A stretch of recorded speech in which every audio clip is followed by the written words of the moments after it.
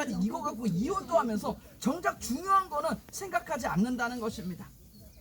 물론 여러분 침례에 대해서 설명을 드리면, 침례는 하나님께서 나를 구원하셨다는 그 증표로 우리가 받는 것이지만, 침례를 받지 않는다고 지옥에 가는 것은 아닙니다.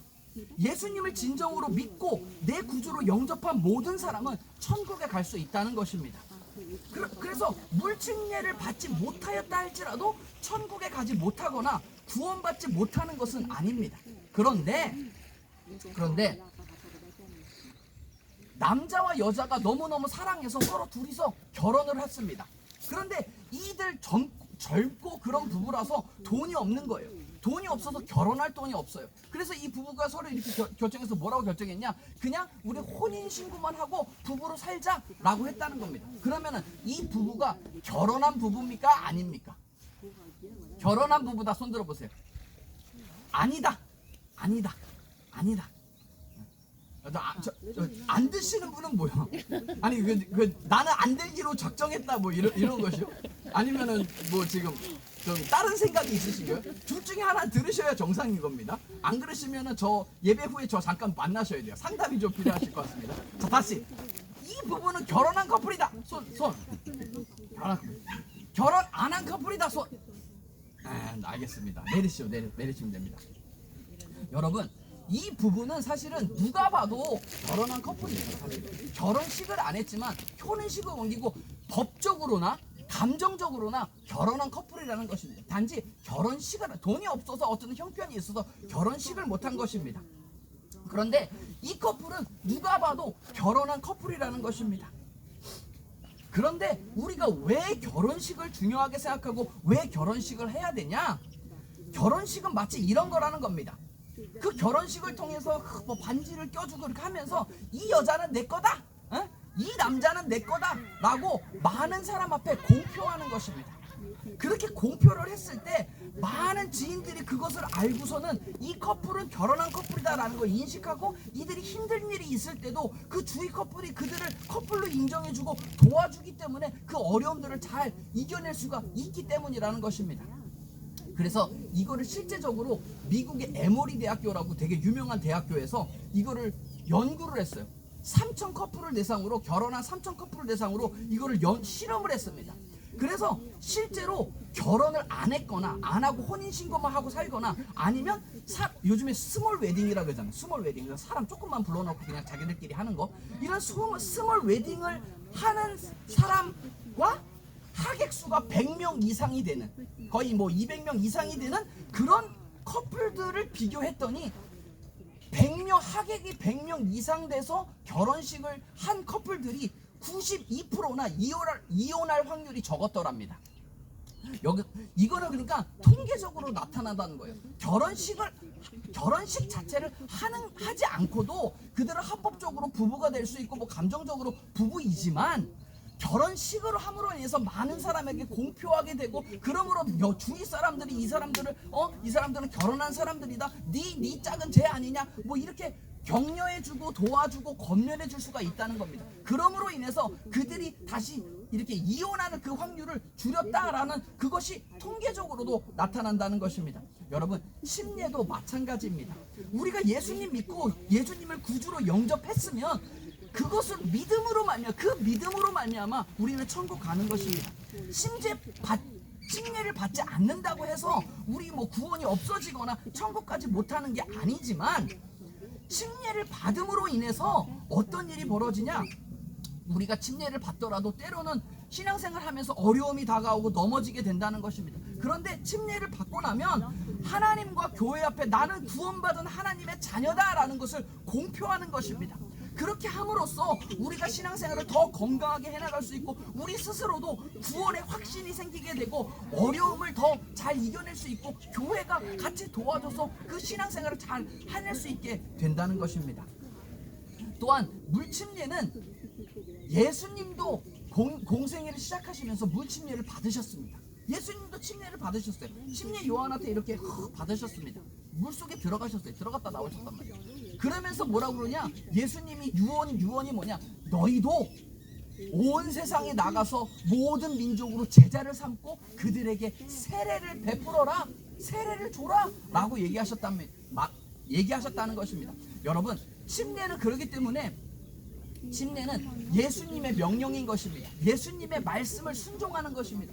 여러분, 모든 순종에는, 하나님의 말씀의 순종에는 축복이 있습니다.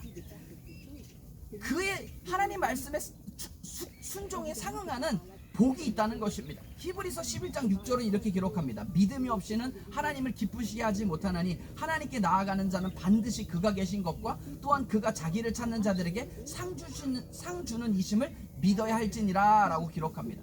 하나님의 명령에 순종하고 하나님을 찾는 자들에게 하나님께서 상 주신다 약속하셨다는 것입니다. 그렇기 때문에 침례는 안 받는다고 구원을 못 받게 되는 것은 아니지만 침례를 받게 되면 더욱 내가 구원의 확신이 생겨나고 하나님께서 나의 삶을 복 주시기 때문에 꼭 받아야 하는 것이라는 것입니다.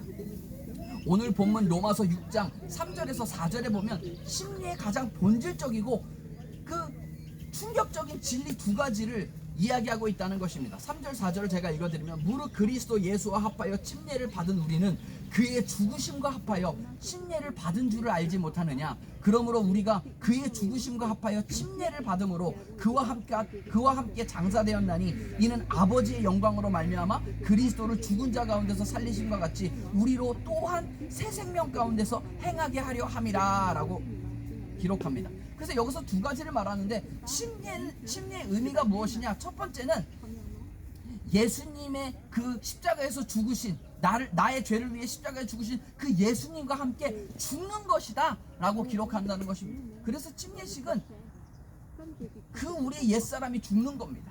약 장례식입니다. 장례식. 그래서 엄숙하게 진행되는 것입니다. 그렇기 때문에 예수님의 죽으심과 합하여 나의 옛사람이 죽고 다시 주 안에서 새롭게 태어나게 되는 것입니다. 그래서 침례를 영어로 뭐라고 그러냐, baptism이라고 하는데 이게 헬라어 baptizo라는 원어에서 비롯된 말입니다. 근데 그 baptizo란 말은 물속에 완전히 잠기다, 물속에 완전히 갇히다, 이런 말입니다. 그래서 예수님, 우리 순복음은 왜 더 이 침례를 중요시 여기냐? 물속에 완전히 잠김으로 인해서 내 옛사람이 완전히 죽었다라고 하는 의미인 것입니다. 완전 수장된다는 그런 의미입니다. 그러니까 오늘 침례 받는 분들 너무 빨리 이렇게 나오려고 하면 안 돼. 안 됩니다. 이 완전 잠겨서 사실은 이걸 그래서 일부러 막 더 이렇게 탁 길게 이렇게 하시는 분도 있어요. 저는 그렇게는 안 하겠습니다. 그렇게 하니까 막 나오려고 막 밟은. 자, 여러분 잘 들으시죠. 오늘 침례 받는 분 자 보세요. 저를.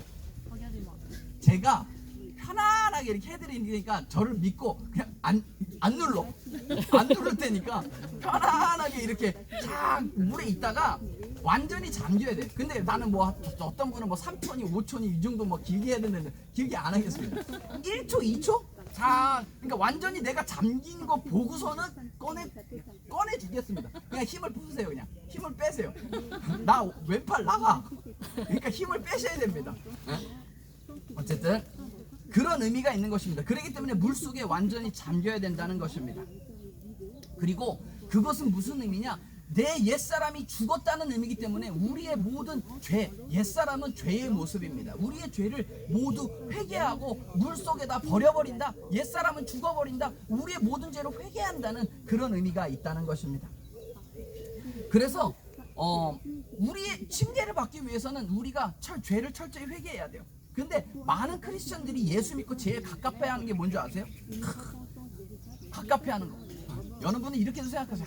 예수 너무 일찍 믿었다. 예수님 십자가에 달린 강도처럼 그냥 화끈하게 그냥 인생 그렇게 살다가 마지막 순간에 예수님 믿어서 예수님 믿어요.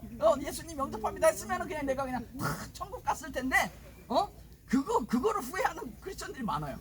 그래가지고 내가 막 예수를 믿어가지고 그냥 뭔가 이렇게 화끈하게 살지 못한다는 거예요. 우리 막 남성교회 분들 여기서 고기 먹으면서 그냥 한 잔씩 돌려가지고 그냥 화끈하게 그냥 먹어버리면은 그거를 이게 못한다는 게 사실 크리스천들이 많이 아쉬워한다는 겁니다. 근데 여러분, 그게 은혜라는 거예요. 성경은 뭐라고 말하냐? 그게 은혜다라고 얘기한다는 겁니다. 그리고 몇몇 청년들이나 이렇게 몇몇 집사님들이 가끔 목사님한테 이렇게 물어봐요. 목사님 술 마셔도 됩니까? 이렇게 물어봐요. 딱 보면 알고 물어보는데, 사실 술 마시는 것 자체는 어떤 분 이렇게도 얘기해. 성경 보면 술 마시는 거 죄 아니라고 그러지 않습니까? 맞죠? 네, 맞죠. 그런데 성경은 뭐라고 말하냐? 제가 술 먹는 거 정죄하고 그런 건 아닙니다. 아닙니다. 근데 성경은 뭐라고 그러냐? 죄라는 것은 방향성과 경향성이 있다라고 얘기합니다. 방향성과 경향성. 그래서 내가 만약에 술 한잔 하고서는 내게 이게 나오면 술 드셔. 그리고 막 술을 마셨는데 이렇게 하면서 주 예수를 믿으라. 그리하면 너와 내 집이 구원. 이렇게 되면 마시셔도 돼. 근데 만약에 마시고 그냥 비틀비틀 가면서 그 끝이 안 좋다? 그러면 돌아서야 된다. 성경은 말씀한다는 겁니다. 죄는 방향성이에요. 방향성과 경향성. 근데 그 방향성과 끝이 안 좋다. 여러분들, 저는 그렇게 생각해요. 하나님 너무너무 좋으신 분이기 때문에 만약에 우리가 한 장 꺾고 나서도 그 방향성과 경향성이 좋다, 그러면 하나님 말씀하셨을 거야. 술 마셔라 이렇게 말씀하셨을 거야, 성경에. 근데 그런 말씀은 없어요. 그런 말씀이 없다는 겁니다. 그런데 우리가 이렇게 절제하면서 마음대로 죄짓지 않고 사는 그 삶이 은혜다, 성경은 이야기한다는 것입니다. 너무 남자 성도님들만 얘기하니까 여자 성도님들 막 날이 풀리고 막 날이 좋아지고 그러면 어떻게 합니까? 밖으로 막 나들이를 가고 싶죠. 그렇죠? 나들이를 가려고 나들이 오늘 나가야겠다고 옷장을 탁 열어보면 어떻습니까? 입을 옷이 있어요, 없어요? 없어. 그냥 막 한탄입니다. 남자 집사님들 잘 들으세요. 없어. 옷이 없어. 나들이 하려는데 옷이 없어. 옷이 없으면 막 어떡하냐, 옷이 없냐. 그래도 그냥 막 나가고 싶으니까 그냥 구색을 맞춰가지고 이것저것 그냥 막 입어온 다음에 입었어. 입으면은 나가려고 막상 하면은 그 코디에 맞춰서 들고 나갈 가방이 있어, 없어? 한이 섞인 그런 가방이 없어. 가방이 없어. 그래가지고는 보통 그 사랑하는 남자친구나 남편 그 가방 하나 정도 사주잖아.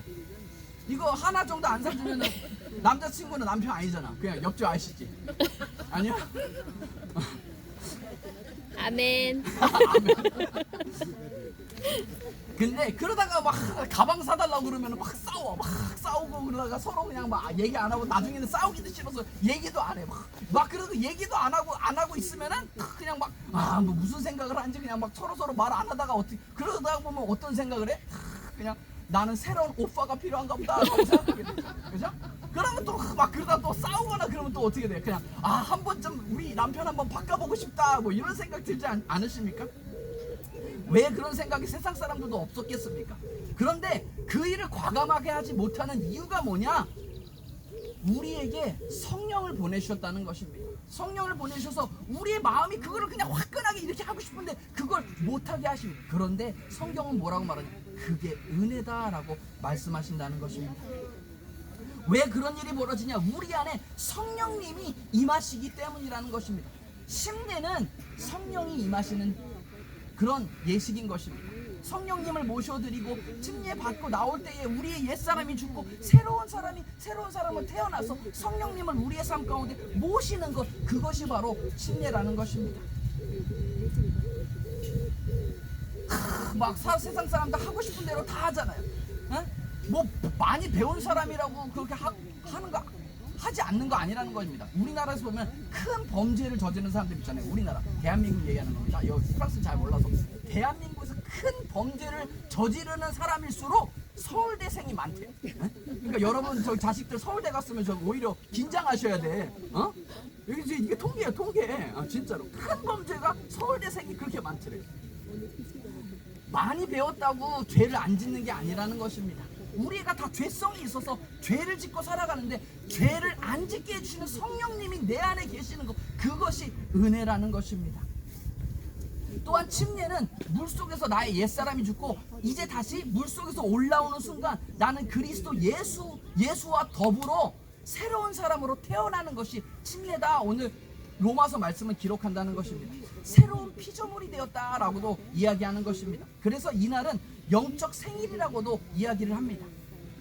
마치 누에고치가 이렇게 딱딱해지다가 시간이 지나면서 완전히 다른 나비의 존재로 변화하듯이 심리는 우리 옛사람이 죽고 새로운 사람으로 변화되어 주님과 날아오르는 그 삶을 의미한다는 것입니다.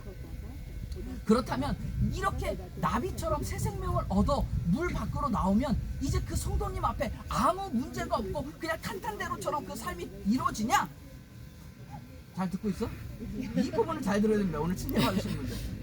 우리가 그렇게 물 밖에서 탁 나와서 예수님과 연합하고 나비처럼 이렇게 활발 날아오르지. 왜냐하면 성령님이 우리 안에 이제 오시기 때문에 우리의 삶을 인도해 주시기 때문에 날아오르지만 그렇다고 해도 그 인생에 아무 고난이 없고 그냥 인생이 탄탄대로처럼 되냐? 그게 아니라는 겁니다. 우리가 새 사람으로 새 사람으로 변하여서 새 사람으로 살아가려고 해도 여전히 삶의 고난과 역경이 찾아온다는 것입니다. 하지만 진짜 그리스도인의 승리가 무엇이냐? 그 고난에 쫄지 않고 담대하게 하나님과 동행하며 하나님의 말씀을 순종해 나가는 것이라는 것입니다. 제가 이번 주에 누누이 드린 말씀이 있어요. 수요예배 때도 그렇고 금요일 때도 드린 말씀인데 자유. 이번 주에 제가 자유라는 것을 깨닫고 너무너무 놀랐어요. 저 자유를 생각할 때 자유가 뭔가 그냥 내 맘대로 하는 게 자유라고 생각하잖아요. 무엇에든 속박되지 않고 무엇에든 이렇게 종속되지 않고 내 맘대로 하는 거, 그게 자유라고 저도 그렇게 생각했어요. 40년 넘게 교회 다니고 예수 믿으면서 그게 자유라고 생각했습니다. 그렇게 생각하니까 때로는 인생이 조금 불행해. 왜냐면 내 맘대로 못하는 것 같거든. 막 내 맘대로 못하는 게 너무너무 많은 것 같아요. 그런데 성경 로마서 오늘 본문 6장을 읽다 보니까 너무너무 놀랐어요. 너무너무 놀랐는데 6장에서 뭐라고 그러냐? 인간은 원래 그렇게 살 수 없대요. 왜냐? 인간은 영적인 존재로 창조되기 때문에 무언가는 숭배하며 살아가게 돼 있대요. 그렇기 때문에 우리가 아프리카 오지 그냥 막 전기도 안 들어오는 그 오지에 가도 그 사람들 뭔가 이런 우상 같은 거 이거 조그만 거나 이런 걸 만들어 놓고 거기에 막 절하고 제사하고 막 거기다 기도하고 그런다는 것입니다. 누가 가르쳐 주지도 않고 누가 그렇게 하라고 그런 것도 아니었는데 그 아프리카 오지에 간 사람들이 막 그렇게 뭐를 숭배하고 있다는 것입니다. 왜 그러냐?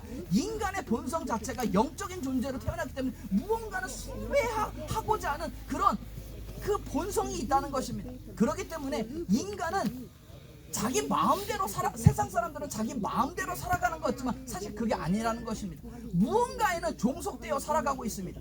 돈을 쫓아 살아가고 있으면 돈에 종속되어 살아가는 사람이고, 만약에 쾌락을 쫓아 사는 사람이면 쾌락의 종이 되어 사는 사람이고, 그게 과거의 상처인 사람도 있어요. 과거의 상처에서 그거에 묶여서 거기에 묶여서 못 이렇게 사는 사람, 그런 사람도 그 상처에 매여서 상처의 종이 되어 살아가는 사람이라는 것입니다. 그렇기 때문에 로마서에서 바울은 뭐라고 하냐? 이 세상에 두 가지밖에 없대요. 사람으로선 두 가지 영역밖에 없답니다. 하나는 뭐냐? 하나님의 종이 되어, 의의 종이 되어 사는 삶, 또한 죄의 종이 되어 사는 삶, 요 두 개밖에 없다는 겁니다. 인간의 인생이 요 두 개밖에 없다는 거예요. 어차피 인생은 자기 멋대로 살아가는 것 같지만 무언가에는 종속되어 살아간다는 것입니다.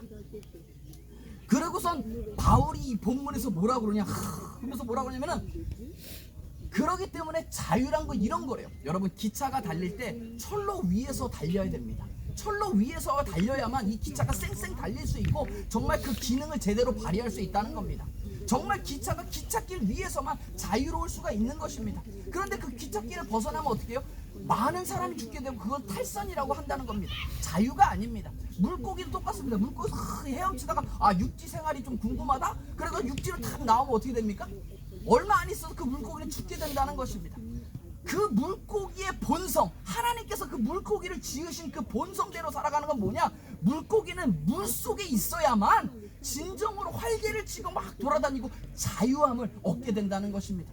우리 인간이 그렇대요. 바울이 뭐라고 그러냐? 우리 인간은 하나님의 형상으로 지음받았기 때문에, 하나님의 형상으로 지음받았기 때문에 하나님을 떠나서는 인간이 살 수 없다. 물 밖을 나간 물고기처럼 인간의 인생은 하나님을 떠나서는 절대 살 수 없다는 게 성경의 결론이라는 것입니다. 그렇기 때문에 진정한 자유가 무엇이냐? 우리가 하나님 뜻 안에서 하나님의 뜻에 순종하며 사는 삶이 진정으로 자유하다는 것입니다. 이걸 이번 주에 깨닫게 하니까 이번 주 너무너무 행복했어요. 왜냐면 자유를 내 멋대로 하는 게 자유라고 생각하니까 내가 막 자유가 없나 막 갑갑하다 이렇게 생각 들었는데 그게 성경이 자유가 아니고 하나님의 말씀에 순종하며 사는 삶, 그 안에 살아가는 삶, 그 뜻대로 살아가는 삶이 진정으로 자유라고 생각하니까 너무너무 행복하더라고요. 하나님의 뜻을 순종하고 싶더라고요. 그렇게 바뀌더라는 겁니다. 여러분, 우리가 침례받았다고 해서 우리의 삶 가운데 어려움이나 그 고난이 다가오지 않는 것이 아니라는 것입니다. 하지만 그럼에도 불구하고 우리는 그 고난에 쫄지 않고 고난에 굴복하지 않고 우리 가운데 계시는 성령님께서 언제나 우리를 하나님 말씀에 순종하며 살아갈 수 있도록 해 주신다는 것입니다. 우리에게 진정한 자유를 주신다는 것입니다. 그렇기 때문에 하나님의 영이 임한 곳에 자유가 있다 성경은 기록한다는 것입니다. 그렇기 때문인 것입니다. 우리 가운데 성령님을 모시고 사는 삶, 그것이 진정한 자유한 삶이요 진정한 행복한 삶이라는 것입니다. 그러니까 여러분, 쫄 거 없습니다. 두려움과 고난이 다가할지라도 우리의 담대함이 무엇이냐? 쫄 게 없다는 겁니다. 우리 안에 성령님이 계시기 때문에 우리에게 진정한 어떠한 환경 가운데도 우리에게 진정한 자유를 주신다는 것입니다. 아멘. 마지막으로 요거 하나 말씀드리고 설교 마무리하겠습니다. 여러분, 최고급 원두 중에 커피 원두 중에 하나가 루아커피라는 게 있습니다. 루아커피 들어보셨나요? 엄청 비싼 거예요. 저도 몰랐었는데 이 비싸대요. 엄청 비싸대요. 뭐 한 번도 사 먹어본 적 없지만, 근데 제가 어디를 딱 갔는데 그분이 목사님이 오셨다고 이거를 커피를 그냥 정성스럽게, 여러분 커피는 그 물 92.5도에서 제일 맛있답니다. 그래서 그분이 또 커피 전문가예요. 그래가지고 막 이거를 갈아가 정성껏 이 루아 커피를 원두를 갈아가지고 정성껏 그 92.5도로 한 땀 한 땀 이렇게 막 커피를 내려가지고 촥 주셨어요. 이거 귀한 커피다, 루아 커피다 하면서 주셨단 말이에요. 근데 루아커피 요즘에 하도 찾는 사람, 그렇게 비싼데도 찾는 사람이 그렇게 많대요. 그래서 루아커피가 짝퉁이 많이 생겼대요. 짝퉁. 근데 그거 짝퉁 생기기도 전에 그 예전 일입니다. 예전 일. 그래가지고 그거를 탁 내려주셨는데 귀한 커피라고 드셔보시라고 했는데 탁 먹어보니까 비싼 커피라고 탁 먹어봤는데 커피가 이상해요. 약간 뭐 씁쓸하고 텁텁해요. 씁쓸하고 텁텁해요. 근데 요새 그거 막 땀 한 땀 정성스럽게 내렸으니까 그걸 어떻게 막 뭐라 그래서 맛있네요 그러죠. 그러고 먹죠. 사실 먹었어요. 그리고 그래서 그냥 루아커피 그런가 보다, 나는 잘 안 맞는다 라고 생각했는데 나중에 누가 루아커피 원두를 선물로 주셨어요. 선물로 주셨는데 손이 잘 안 가. 왜냐면 이게 지금 씁쓸하고 텁텁하니까 손이 잘 안 가는 거예요. 그래가지고 이걸 그냥 놔뒀는데, 저는 원래 커피를 좋아했으니까 막 커피를 먹고 막 내려도 먹고 막 그러다 보니까 커피 원두가 다 떨어진 거예요. 근데 그 원두가 그 루아 커피밖에 안 남았어요. 이게 참 아이러니인데, 다른 사람은 원두 없어서 못 먹는다는데, 아니 저는 루아 그 커피를 그냥 그 마지막까지 둔 겁니다. 그래서 그냥 이거라도 먹자 괜찮다 하고서 그걸 내려서 먹었어요. 먹어가지고 이거를 먹는데 조금 이게 그 92.5도에서 좀 더 식었어. 한 80도 70도 뭐 요 정도 됐을까? 씻고 나서 이거를 다 먹는데 커피가 너무너무 부드럽다고. 너무너무 부드러워. 난 이렇게 부드러운 커피는 처음 봤어. 처음 보고 그 풍미가, 향미가 막 깊게 은은하게 되게 퍼지더라고. 여러분, 그 쓴맛을, 루아커피 아무리 비싼 거 줘도 그 맛을 모르면은 말짱 꽝이에요. 그죠? 근데 그 쓴맛을 넘어서게 되면은 진짜 그 커피의 모든 커피가 마찬가지죠. 쓰다고 이 커피 설탕 가져와라 그래서 그냥 그 맨날 똑같은 커피만 맛보는 건데, 그 커피의 쓴맛을 넘어서게 되면은 그 커피의 정말 깊고 그 진하고 부드럽고 그 풍성한 풍미를, 향미를 느끼게 된다는 것입니다. 루아커피도 마찬가지예요. 제가 깨달았습니다. 우리의 삶도 마찬가지입니다. 우리의 삶도 고난이 없다고 다 좋은 삶이 아니라는 겁니다. 고난이 다가오고 유혹이 다가오지만 성령님께서 우리에게 그 고난을 이겨내게 하신 이것이 은혜라는 것입니다. 이겨내게 하신 후에는 어떤 일이 있냐? 인생의 쓴맛을 탁 이겨내게 하신 후에는 그 후에 있는 하나님의 영광이 있다는 것입니다. 정말 깊고 정말 풍부하고 정말 향이 넘치는 그런 하나님의 은혜가 있다는 것입니다. 여러분, 이것이 은혜인 것입니다. 이것이 바로 심리의 의미이며 우리가 성령님과 동행하는 삶이라는 것입니다. 오늘도 그 하나님을 바라보며 주님과 동행하는 삶 살아가시는 저와 여러분 되시기를 주님의 이름으로 축원드립니다. 이 시간 주여 삼창하시고 합심으로 기도하도록 하겠습니다.